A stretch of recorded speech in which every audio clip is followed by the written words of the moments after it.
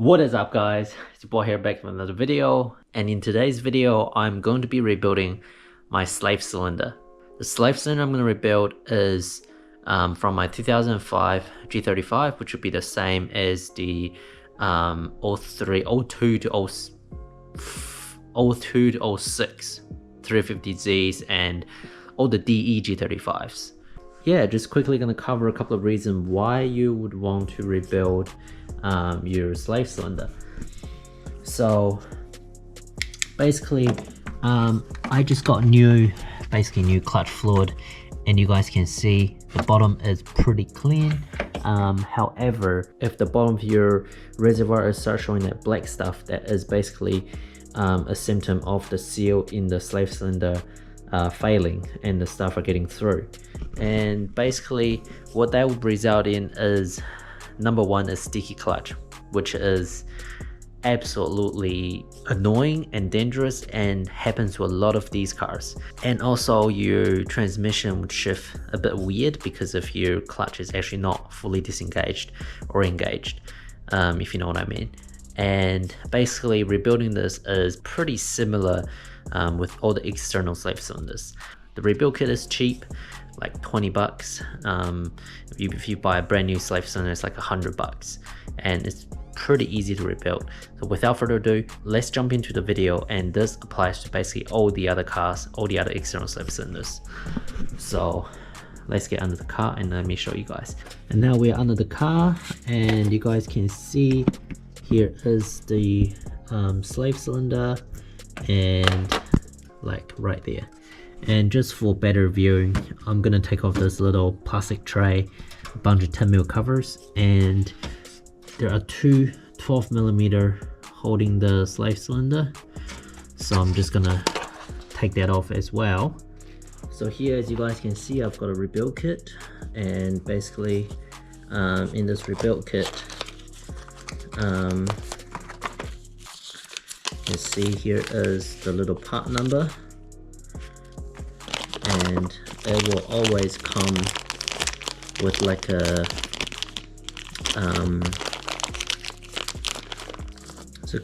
spring,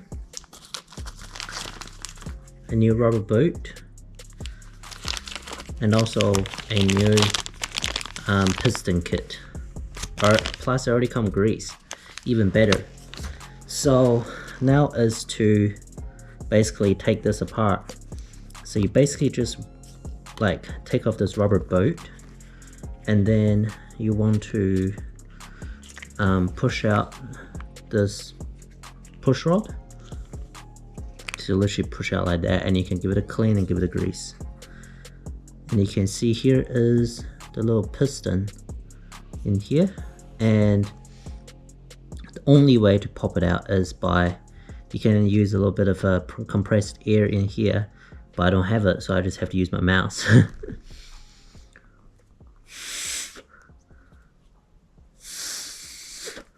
And you can see in there, and you can see also on here, this first rubber seal is starting to break down. So definitely a good time to replace it.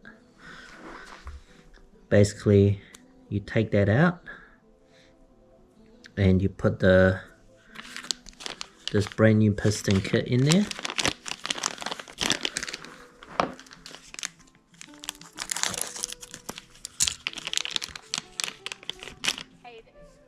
Look at that, since it already come with lubricant, you don't have to worry about it, and make sure it look the same. These two look identical. And actually, before I put the piston in there, I'm actually gonna give it a clean in there. Just give it a quick wipe, because I can tell it's not the cleanest. So just use like a clean rag, and then just to give it a quick little clean in there.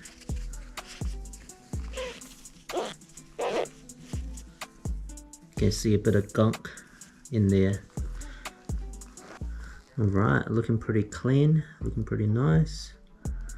Now I'm just gonna put I think that's a new spring onto the new piston like that. Oh, that's a new piston actually. That's a new spring, yeah, that is. And just like that, put it on there, and then push it into the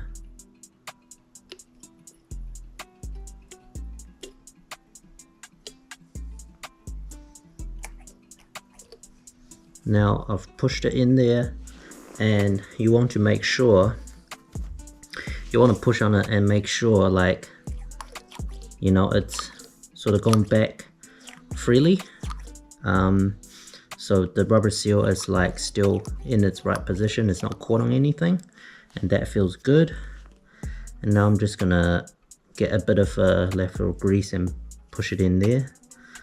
These ones are pretty old, so you want to give this pin a nice clean. I don't know what type of grease they use, but I think I'm actually just gonna use some generic anti-seize type of stuff, just like that. That pin is nice and clean. Actually, looking at the rubber boat, I almost feel like the old one is better quality, so that goes in like that, but I've got to put some grease in there. So here's a pin. You want to push it through from the bottom. Basically, you have the lubricant in there, and then you want to pop the cover back onto the slave cylinder, which is, yep, just like that.